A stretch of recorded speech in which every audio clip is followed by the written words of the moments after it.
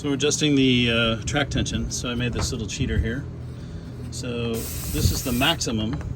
This is with the track off the ground. And so I've got the grease gun connected here. And this guy pushes out a lot of grease, so we'll see how fast that closes the gap.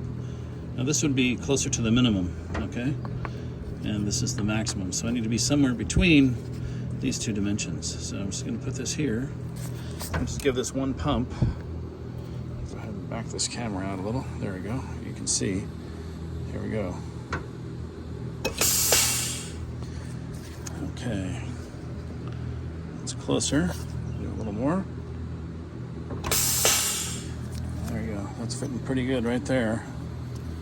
So that would be okay, but I would like to give it just a little bit more because I want it to be a little bit on the tighter side. So I'll just give this like a half, very little.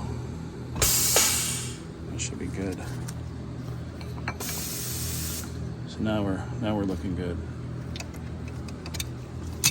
So there you go. Track's off the ground, and look at the top track. So it's looking good.